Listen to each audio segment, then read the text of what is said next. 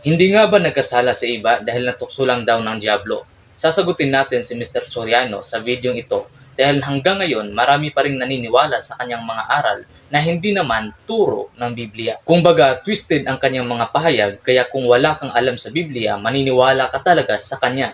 Samahan ninyo ako.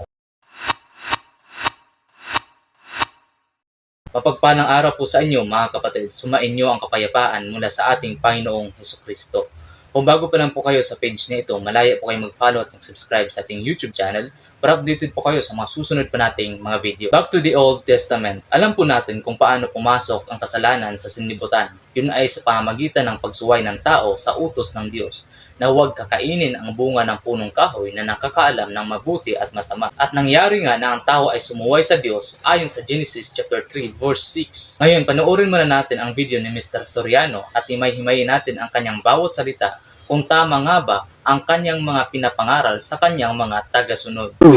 Alam mo, ang nagkasala hindi si Eva eh. Ang nagkasala ng mabigat si Adan. Ang impression mo para bang ang nagkasala si Eva, hindi. Si Adan ang nagkasala ng mabigat. Basahin natin ang unang Timoteo, kapitulo 2, versikulo 14. At si Adam ay hindi nadaya, kundi ang babae nang madaya ay nahulog sa pagsalangsang. At si Adam dai nadayaan, kundi ang babae huling nadayaan nahulog sa kalapasan. Ayon, si Eva iha, nadaya lang siya, hindi naman gross o sinasadya yung kasalanan ni Eva. Ang talagang may kasalanang malaki si Adan. Akala nung iba, si Eva ang nagkasala ng malaki sa Diyos, mali yun. Nadaya lang si Eva, she was deceived. Nadaya, ibig sabihin nung na-deceive, nadaya, hindi willful, hindi niya sinasadya, nadaya lang siya. Ang talagang gumawa ng malaking kasalanan si Adan kasi alam niya talaga yung batas. Sa kanya sinabi ng Diyos siya kausap ng Diyos Tandaan mo kapatid, nung kausapin siya ng Diyos, hindi pa nilalalang si Eva noon. Matagal pa ng kaunti. Siya pa lang ang tao, si Adan. Sinabi na ng Diyos sa kanya, huwag kang kakain yan. Pag kumain ka niyan, mamamatay ka, sabi niya. Nung gawin si Eva, sinabi lang ni Adan kay Eva yung sinabi ng Diyos. So, hindi masyadong maliwanag kay Eva yon. Kaya sabi sa Biblia, si Eva nadaya lang, si Adan hindi siya nadaya Anong ginawa ni Adan? Sa 7, pakinggan nyo, sa Oseas.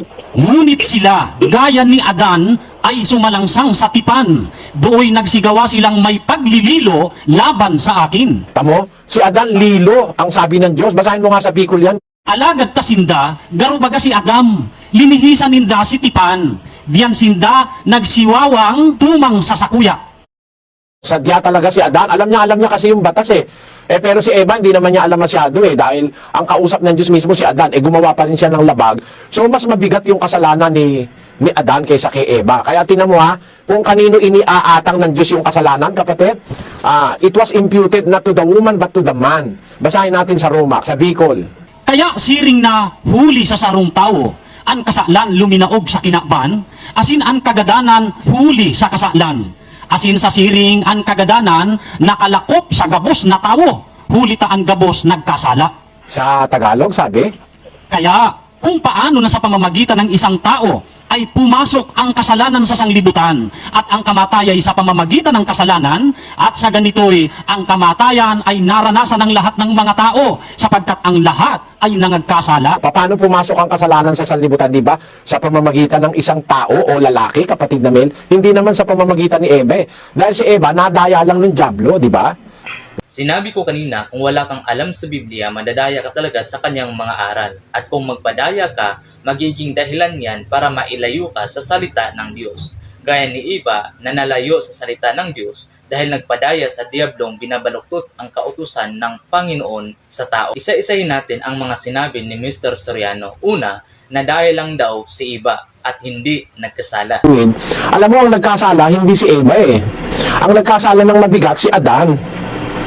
Ang impression mo para bang ang nagkasala si Eva, hindi. Si Adan ang nagkasala ng mabigat. Basahin natin ang unang Timoteo, kapitulo 2, versikulo 14. At si Adam ay hindi nadaya, kundi ang babae nang madaya ay nahulog sa pagsalangsang. At si Adam dai nadayaan, kundi ang babae huling nadayaan nahulog sa kalapasan. Ayon, si Eva iha, nadaya lang siya, hindi naman gross o sinasadya yung kasalanan ni Eva. Gustong palabasin ni Mr. Soriano sa kanyang sinabi na kasalanan ni Adan ang lahat. Mismo ang 1 Timothy chapter 2 verse 14 ay kontra sa kanyang sinabi. Ano ulit ang sabi ni Mr. Soriano? Alam mo, ang nagkasala, hindi si Eva eh. Ang nagkasala ng mabigat, si Adan. Pero ano ang sabi ng 1 Timothy chapter 2 verse 14? At si Adam ay hindi nadaya, kundi ang babae ng madaya ay nahulog sa pagsalangsang. Sabi ni Mr. Soriano, hindi nagkasala si Eva, nadaya lang daw. Kasi si Adan lang daw talaga ang may kasalanan. Kabaligtaran ang turo ni Mr. Soriano dahil ang sabi sa 1 Timothy chapter 2 verse 14, hindi nagkasala si Adan, kundi si Eva ang nagkasala sapagkat siya ay nadaya at ang pagkadaya niya sa diablo ay pagsalangsang sa Diyos at ang pagsalangsang sa Diyos ay isang kasalanan. Bibigyan ko kayo ng halimbawa para maunawaan nyo ng malinaw ang aral ni Mr. Soriano dito. Kunyari nagkasala si Mr. Soriano, ang gagawin niyang dahilan sa Diyos ay ganito. Panginoon, hindi ako nagkasala sa iyo, nadaya lang ako or natukso lang ako.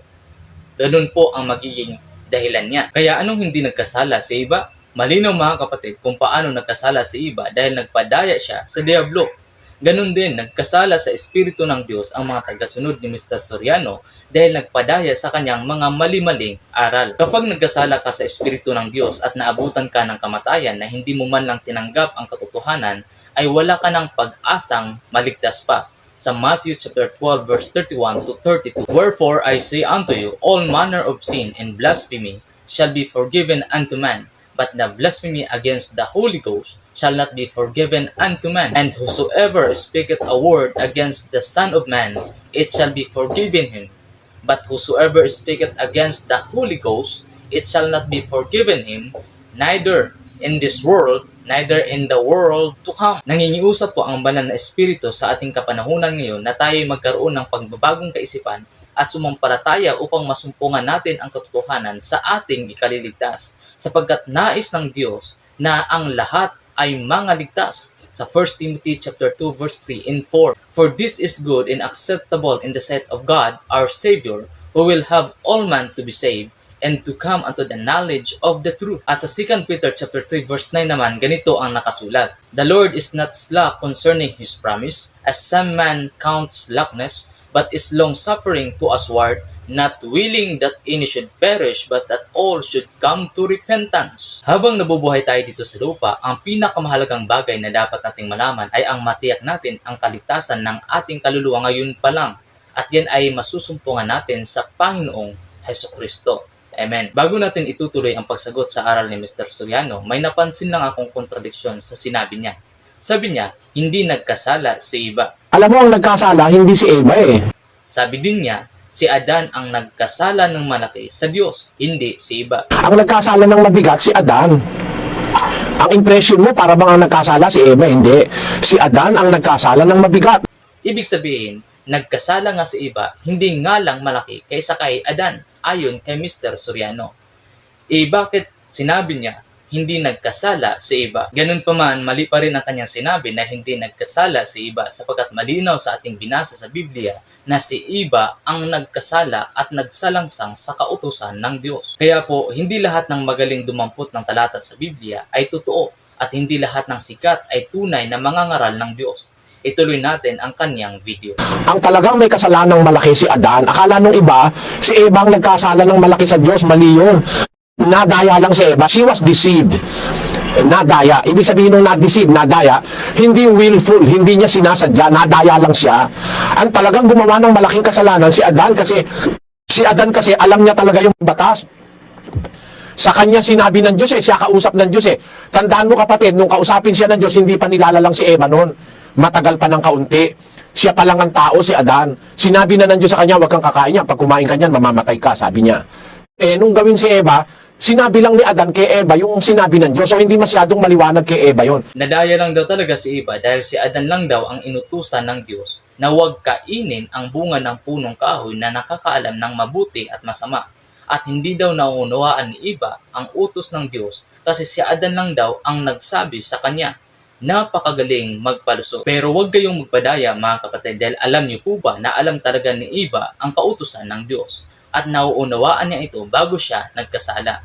Kasi nakipag-usap pa siya sa diablo at alam niya mismo na kapag kakain sila sa bunga ng punong kahoy na nakakaalam ng mabuti at masama na ipinagbabawal ng Diyos sa kanila, ay magkasala sila at mamamatay ayon sa Genesis chapter 3 verse 1 to 6. Dahil nga sa pagsalangsang ng tao sa Diyos ay pumasok ang kamatayan sa sanlibutan, hindi lamang sa pisikal kundi pati na rin sa espiritual. Anong ginawa ni Adan? Sa 7, pakinggan nyo, sa Oseas, Ngunit sila, gaya ni Adan, ay sumalangsang sa tipan. Dooy nagsigawa silang may paglililo laban sa akin. tamo, si Adan lilo, ang sabi ng Diyos. Basahin mo nga sa Bicol yan. Alagad ta sinda, garubaga si Adam, linihisan ninda si tipan. Diyan sinda nagsiwawang tumang sa sakuya.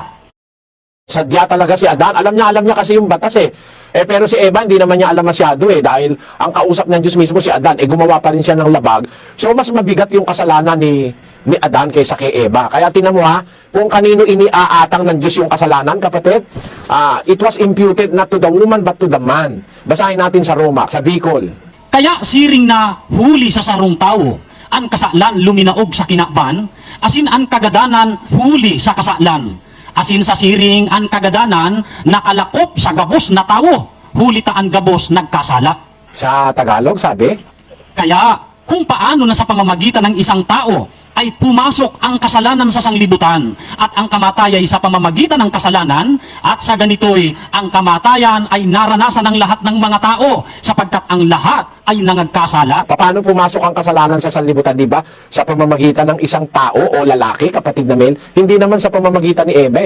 Dahil si Eva, nadaya lang ng dyablo, di ba? Ito ang pinakamahalagang tanong dito. Si Eva ang nagkasala at sumuway sa Diyos ayon sa 1 Timothy chapter 2 verse 13 and 14 at sa 2 Corinthians chapter 11 verse 3.